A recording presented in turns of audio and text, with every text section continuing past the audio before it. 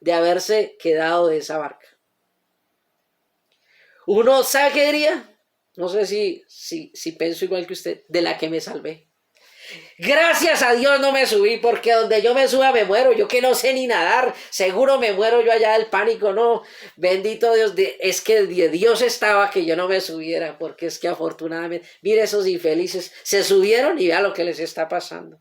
Les subieron y mire lo que les está aconteciendo. Mire cómo se sacuden, mire cómo gritan, mire cómo están de asustados. Eso hubiera podido pasar si nos quedamos en la orilla. ¿Cuántos de nosotros en este momento, suponiendo que la iglesia es una barca y que la iglesia es esa barca que está siendo sacudida, cuántas personas se bajaron o no se subieron cuando la barca arrancó? Y ahorita que la barca está siendo sacudida y que vemos dificultades y que vemos problemas, los que están fuera de la barca creen que están mejor. ¿Por qué? Porque no tienen que enfrentar esos vientos. Porque no tienen que enfrentar esa tempestad, porque no tienen que enfrentar ese sacudón y porque aparentemente no están en peligro, porque están más seguros abajo de la barca en tierra firme que montados en la misma barca. Dirían, de la que me salvé, menos mal que no me quedé, menos mal que ya me hice a un ladito, porque eso la cosa está como difícil, eso la cosa está como dura, gracias a Dios no me subí. ¿Cierto? Que ese podría ser el pensar de muchos de nosotros si estuviéramos metidos en esa película y nos hiciéramos en la orilla y viéramos a esa gente que está que se muere, pues diríamos, gracias a Dios no estoy en esa barca, gracias a Dios no me subí, ¿no? Podríamos hacernos otra pregunta, ¿no?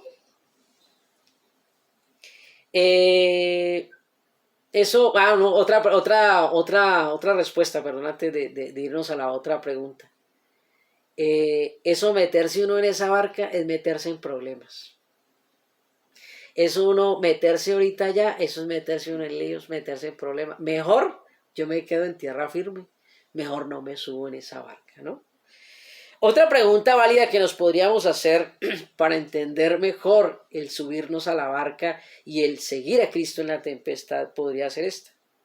¿Qué pasaría si la tempestad nos coge en la barca, pero en la orilla del mar? Vamos, ya no, el Señor los llevó. ¿A dónde fue la tempestad? En el centro del mar. Pero vamos a suponer que la tempestad ocurre en toda la orilla. En la orilla ahí cuando nos estamos montando y apenas hay a 2 o 3 metros de la orilla, comienza a sacudirse todo, comienza a la barca a sacudirse, a llenarse de agua, los vientos, los truenos. ¿Cuál sería nuestra actitud en ese momento? Lo más probable, y no es que sea profeta, pero yo consideraría que el 100% de los que están en la barca se bajan, menos Jesús. ¿Sabe por qué? Porque Jesús estaba durmiendo. Yo creo que es tanto el afán por salvarse que dejan al Señor allá en la barca sin importar si se ahoga o no se ahoga, si se muere o no se muere, pero salvémonos nosotros. Porque mientras haya orilla, ahí nos aferramos a la orilla. Si la tempestad hubiera sido en la orilla, seguro que nos bajamos de una vez. Y decimos, uy, no, esto está muy peligroso, bajémonos antes de que esto se ponga peor. De ahí que sea tan importante entender por qué el Señor nos llamó a seguirle la tempestad, pero la tempestad ocurrió después, no ocurrió cuando estaban arrancando, sino cuando ya estaban en alta mar. Muchos de estos problemas, si hubieran ocurrido empezando, seguro nos bajamos rapidito. Pero como llevamos años de conocimiento, nos cogió en un momento muy importante de los tiempos del fin. Entonces aquí tenemos que tomar una decisión. Porque si hubiera sido en la orilla, seguramente lo primero que uno hace, no, se está metiendo el agua, yo para qué me quedo en la barca, pues me bajo de una vez. Si hubiera sido en la orilla, ¿no? ¿Verdad? Entre más a la orilla estemos, más propensos estamos a dejar al Señor Jesucristo. Cuando uno está muy a la orilla, cuando sabe que puede encontrar tierra firme rápidamente, la decisión más rápida que tenemos es dejar al Señor. Aferrarnos a algo que pueda hacer nuestra salvación más que Jesucristo, ¿no? Pero entre más adentro del mar y la tempestad estemos, más aferrados a Cristo estaremos, porque Él es nuestra única salida, hermano. Como ellos estaban en el centro del mar, mire bien, si hubiera sido en la orilla, la opción es irse, bajarse y dejar al Señor. Pero como estaban en el centro del mar, ¿cuál fue su opción? Clamar a Jesús. Clamar al Señor. Aquí está. Y vinieron sus discípulos y le despertaron diciendo: Señor, sálvanos que perecemos. El hecho de que Jesús esté en la barca no garantiza que no haya problemas. Porque uno diría, si está Jesús no hay problemas. Si Dios está con ustedes no se enfermarían. Si Dios está con ustedes no sufrirían. Jesús estaba aquí en la barca y estaban a punto de morirse y ahogarse. El hecho de que Jesús esté en la iglesia y esté en nuestras vidas no quiere decir que no vayan a haber tormentas. No quiere decir que no vayan a haber tempestades. No quiere decir que no vayan a haber peligros de muerte. Pero lo bueno de estar en alta mar es que no había para dónde coger. No había para dónde caminar. Porque no había caminos. En el agua no hay caminos, hermanos. La lancha pasa o la barca y las olas se mueven y se borra el rastro. No hay un sendero que seguir. En las aguas no hay algo firme, no hay algo estable. Todo es muy volátil, todo es muy cambiante en las aguas. Y entonces, algo bueno de estar en la tormenta en alta mar con el Señor, yo creo que si Él les hubiera contado lo que iba a hacer, seguro no se sube nadie, hermano. Si el Señor le dijera a usted, venga, súbase conmigo en la barca, que vamos a ir a dar una vuelta. Entonces usted dice, uy, eso vamos a ir a Bonanza, vamos a ir a coger unas truchas así de grandes, seguro el Señor nos va a enseñar a pescar como le enseñó a Pedro, y vamos a tirar esas redes, y eso, mejor dicho, nos vamos a pedir esa ayuda para sacar todos pescados. Ese es el pensamiento de una invitación de Jesús a montarse en una barca, es que nos va a llevar de crucero. Pero ninguno de nosotros pensaría que la invitación es a una tormenta, a una tempestad, a un peligro de muerte. Seguro que si les cuenta, hacen lo mismo que los otros dos. Dice, Señor, pues vaya usted y dése su vueltica, nosotros lo esperamos acá. Vaya y alguien tiene que dar la razón, Señor, de lo que pasó. Pues bien, nosotros esperamos aquí en tierra firme mientras usted va y mientras sufre usted, nosotros nos quedamos aquí seguros.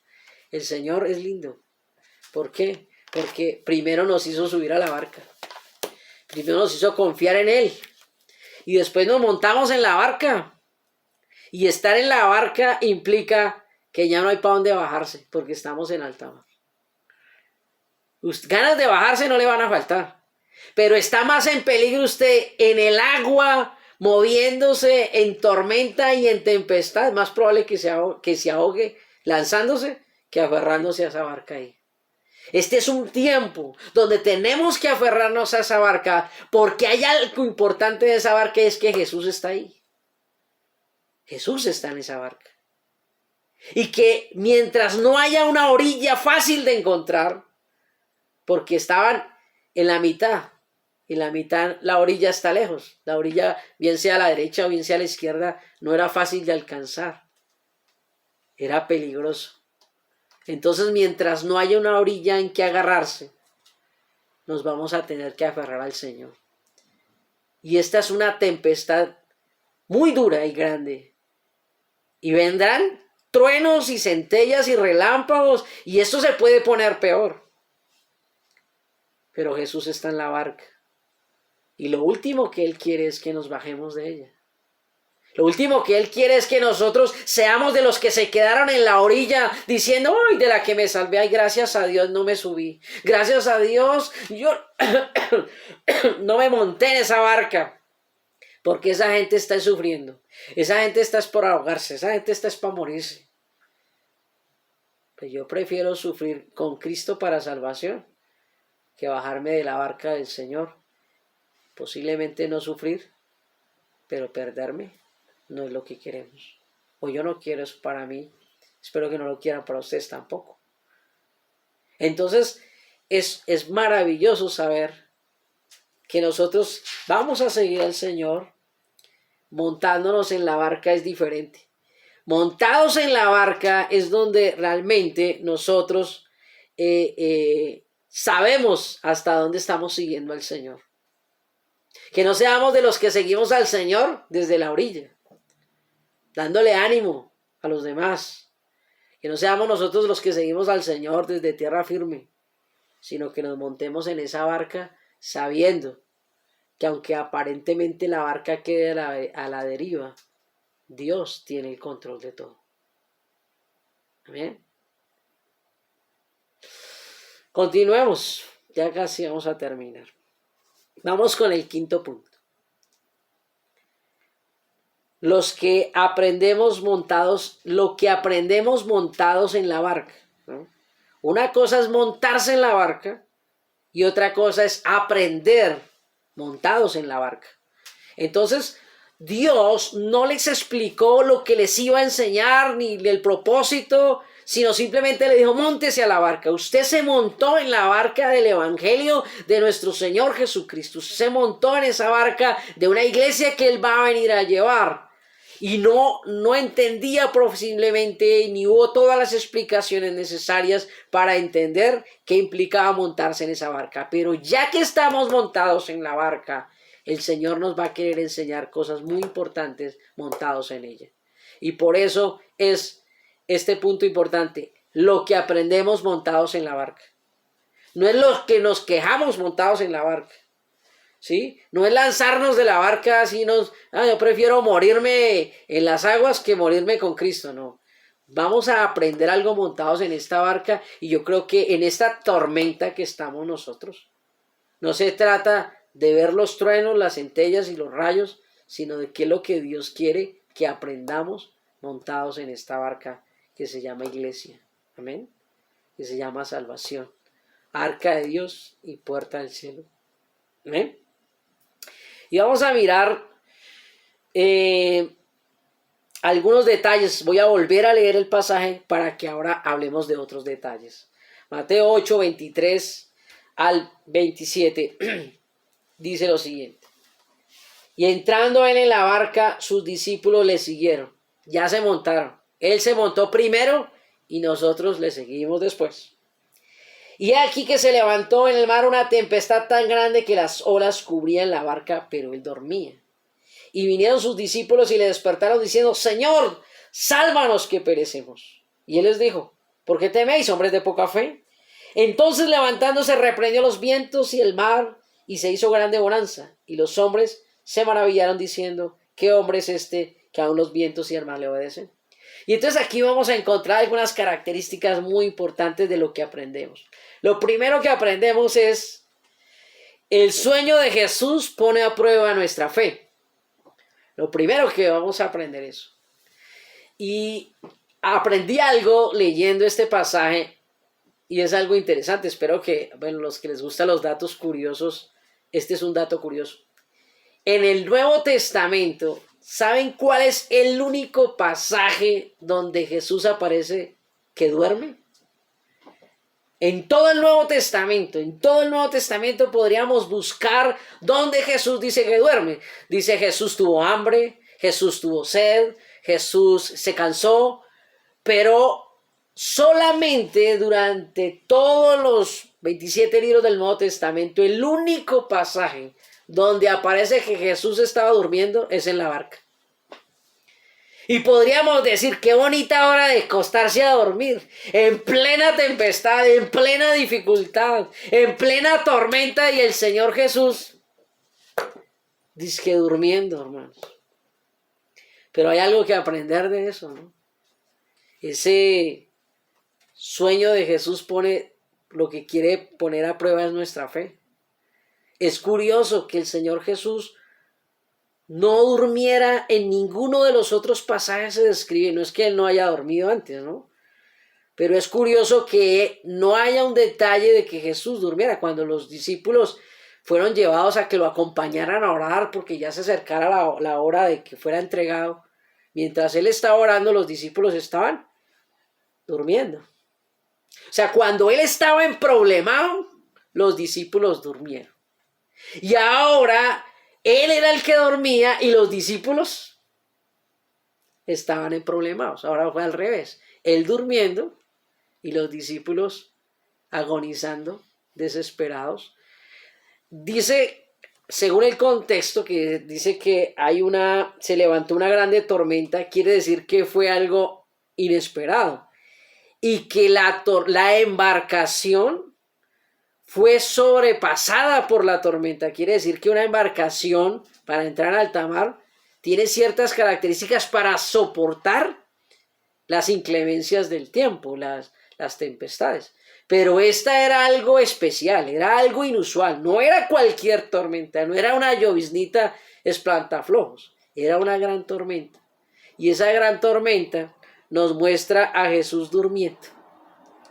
Y no parecería ser el mejor momento para dormir cuando todos estaban a punto de morir. Muchas veces también nosotros, en los momentos más difíciles de nuestras vidas, donde la tormenta trae truenos de aflicción, truenos de enfermedades, truenos de escasez, truenos emocionales, nos da la impresión de que el Señor Jesucristo duerme. Como que el Señor, como que no contesta, como que no aparece, como que uno dice, el Señor está ahí. Y uno dice, sí, pero parece que estuviera dormido porque no hace nada. Ustedes se dan cuenta la angustia de estos discípulos. Tenían a Jesús ahí durmiendo. Uno se pregunta, ¿no? Y dice, y la pregunta es válida. ¿Cómo hace Jesús para dormir en una tormenta, no? ¿Será que no escuchaba los truenos? ¿Será que no le caía el agua? Sí, ellos, los discípulos, están sacando el agua porque anegarse significa que se está hundiendo la barca porque el agua se le está metiendo. Y el Señor podía dormir. Estaba descansadito, estaba relajado. Y estos hombres con esa angustia tan tremenda. Jesús dormía.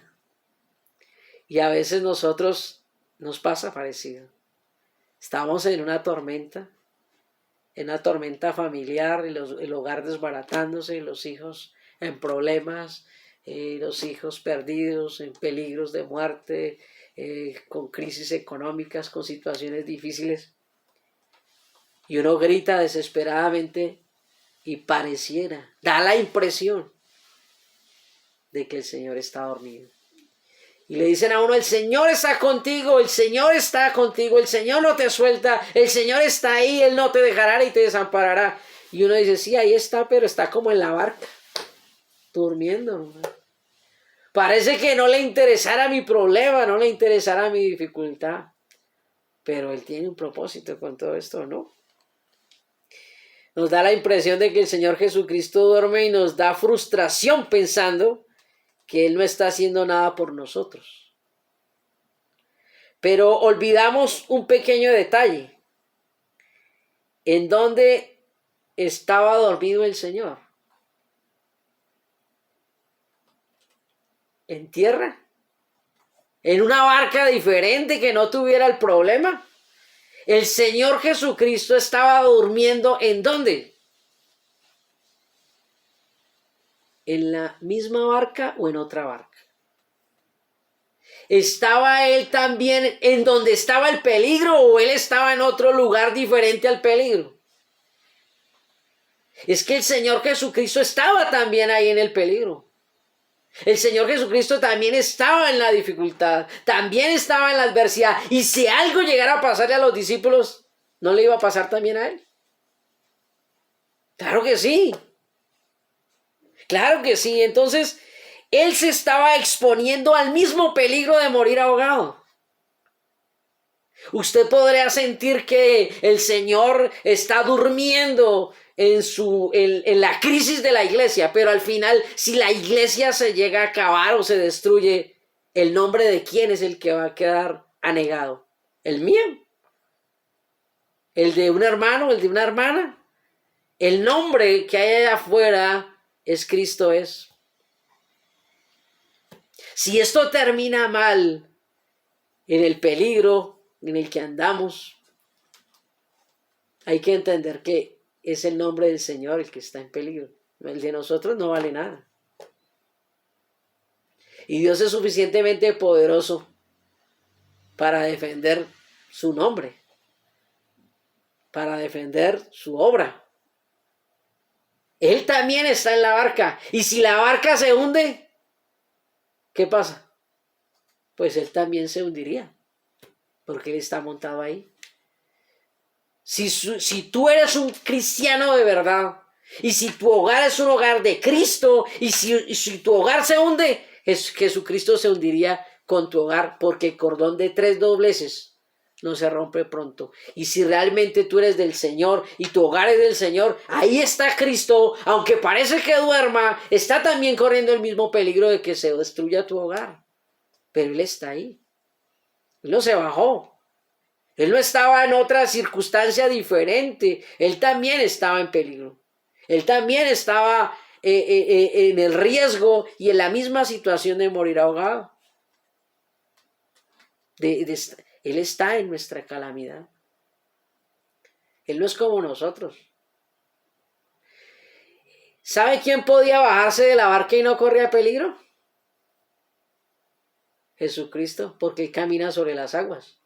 En cambio, los discípulos, alguna vez un discípulo intentó caminar en las aguas y se hundió y se asustó, y eso, mejor dicho, se ganó su vaciada del Señor. En cambio, el Señor sí podía bajarse y pararse sobre las aguas y ya. Pero el Señor nunca se bajó de la barca, hermanos. Esto es un llamado a seguir al Señor en la tormenta, y aunque la barca se sacude, aunque parece que se va a partir, y aunque parece que no va a aguantar, y parece que se va a llenar de agua, y parece que vamos a morir, Jesús está en la barca, y mientras Jesús esté en la barca, algo irá a hacer el Señor. ¿Qué? No sé. ¿Cómo? No sé. ¿Cuándo? Tampoco lo sé. Pero Dios está en la barca, y eso es muy importante. Ah, pero está dormido, no importa, pero está en la barca. En cualquier momento despertará. ¿Qué era lo que el Señor? Miren lo paradójico de esto. El Señor estaba dormido, pero estaba más atento a la situación que los que estaban despiertos. Muchas veces nosotros creemos que el sueño del Señor es un descuido para con nosotros. El sueño del Señor es la oportunidad para que nosotros despertemos de verdad. Porque aunque estábamos en la barca, estamos desafanados por muchas cosas, pero no hemos despertado al Evangelio, no hemos despertado a la salvación, no hemos despertado al tiempo que estamos viviendo y la necesidad que hay del Evangelio de nuestro Señor Jesucristo para vivirlo en nuestras vidas y llevarlo a vivir a otras personas también. Ese sueño de Jesús era la oportunidad para aprender que hay que despertar en la fe. Que no siempre vamos a tener a papá y mamá para que nos hagan las cosas. Que no siempre vamos a tener el pastor para que me diga que oren. Que no siempre voy a tener una persona que me dé ese consejo. Sino que yo también tengo que despertar en mi oración. Tengo que despertar en mi comunión con Dios. Tengo que despertar en mi devoción al Señor. Tengo que despertar en mi conocimiento de la palabra. Tengo que despertar en la enseñanza. Y mire que lo digo porque quiero que entendamos que lo que la iglesia vive y aún lo que yo pueda vivir en mi salud es una oportunidad para que ustedes despierten. En estos días me pasó algo curioso y no lo digo para señalar a nadie ni para, digamos, avergonzar a nadie, pero el jueves estaba muy mal de salud y bueno, ustedes saben que estaba deteriorado, muy, muy desalentado.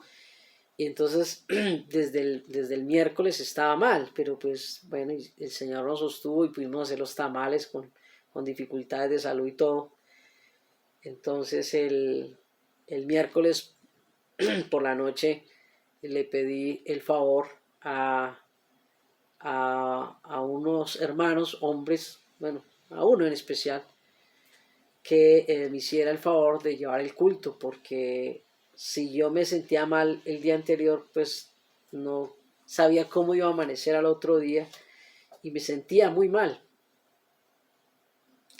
Entonces la respuesta: no, pero yo no, es que yo necesito mucho tiempo para preparar y es que entonces mientras tanto y no, entonces no, más bien si quiere para el domingo, pero no sé qué, y dele vueltas a la hilacha y entonces más tarde y después a lo mejor tal vez déjeme prepararme. Es decir, yo tendría que saber que me voy a enfermar un mes antes para poderle decir a alguien que me haga el favor de llevar una enseñanza. ¿Yo qué voy a saber cuándo me voy a enfermar?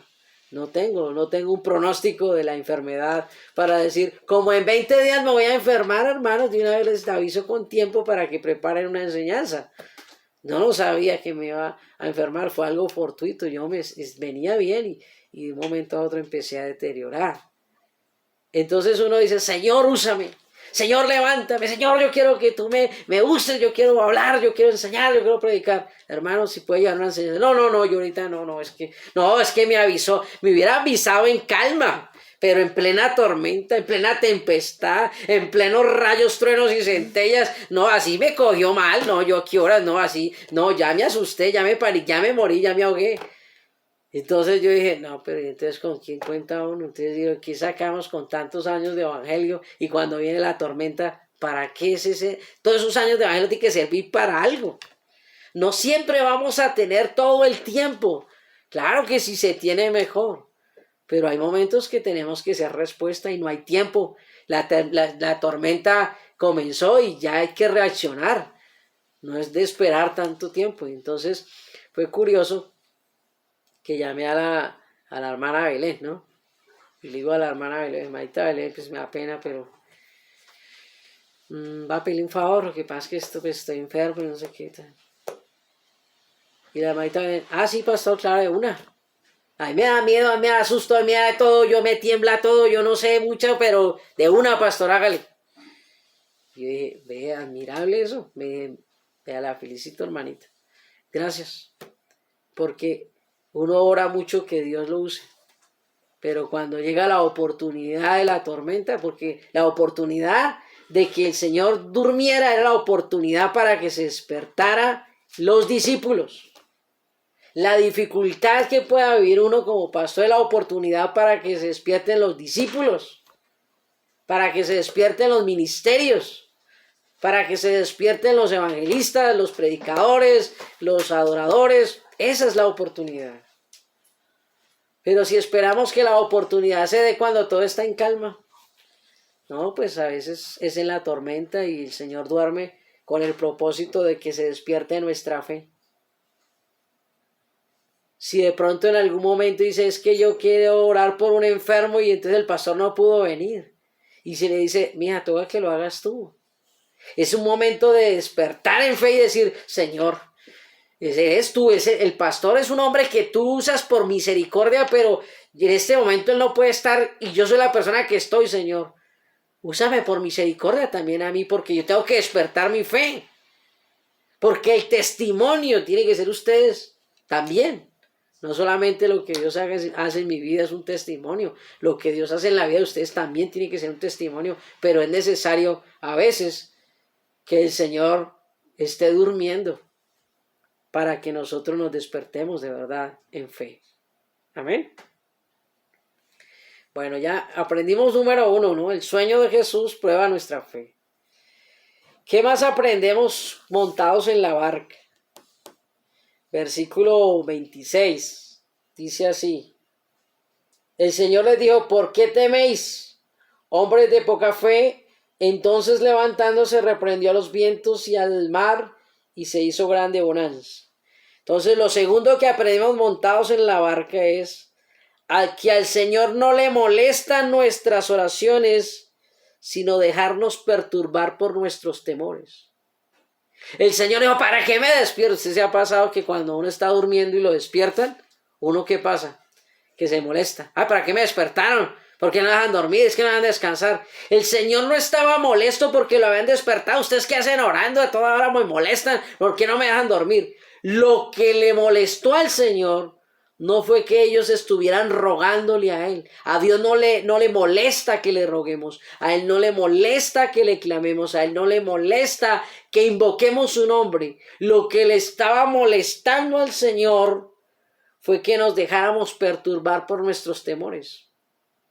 Porque Él les dice, ¿por qué teméis? Pero cuando les dice, ¿por qué teméis?, los está increpando, los está confrontando, los está llevando a una exhortación. Y entonces eso es importante, aprender que en medio de la tempestad, montados en la barca, se nos van a presentar cosas que se nos salen de las manos y nos va a dar miedo. ¿Sí? Y el Señor no le va a molestar que invoquemos su nombre, que invoquemos su palabra, que invoquemos a través de la oración. Eso no le molesta a Dios. Lo que le molesta al Señor es que nosotros dejemos que nuestros temores nos perturben la fe. Y entonces, si hay algo que impida que la fe crezca y aumente, son los temores. Porque Él no les dice hombres sin fe, dice hombres de poca fe. Y entonces, si hay algo que impida, si hay algo que, amarre o cauterice, apoque, deteriore la fe para que crezca, son los temores. Y entonces tenemos, los temores son de diferentes clases, ¿no? Hay temor al hombre, ¿sí? Y ese temor al hombre impide que la fe crezca, que la fe se desarrolle y que la fe aumente por el temor al hombre, por el temor al que dirán, ¿cierto? Por el temor al compromiso. Entonces, yo como no me quiero comprometer, entonces yo más bien, pues para evitarme problemas, entonces yo más bien por ese temor al compromiso no hago nada y entonces mi fe no va a crecer tampoco, no va a aumentar, no se va a desarrollar. ¿Cuántas personas, mire lo que pasa, mire, que Dios quiere que nosotros nos soltemos para la predicación, pero ¿qué es lo que nos impide? Nuestros temores. Y entonces cuando Dios nos dice, ¿por qué teméis? Lo que le molesta a Dios es que dejemos, no dice que uno no deba tener miedo, no, los temores están. Pero ¿quién estaba en la barca? Jesús. ¿Qué les había enseñado el Señor? O sea, todo lo que habían aprendido, todo lo que les había instruido, era para que lo pusieran en práctica. Era ya la hora de crecer, era la hora de despertar, era la hora de avanzar. Y entonces nosotros tenemos que aprender y entender que el Señor no es que estaba disgustado porque le estábamos buscando con necesidad, sino porque esos temores nos impiden desarrollar la fe. Esos temores nos impiden crecer en fe. ¿Ven? Y entonces esos temores nos hacen no comprometernos con una enseñanza, con una predicación. ¿Por qué no? ¿Qué van a decir? Que yo no sé, que yo no puedo, que yo no soy capaz, que no lo voy a lograr, que van a pensar de mí.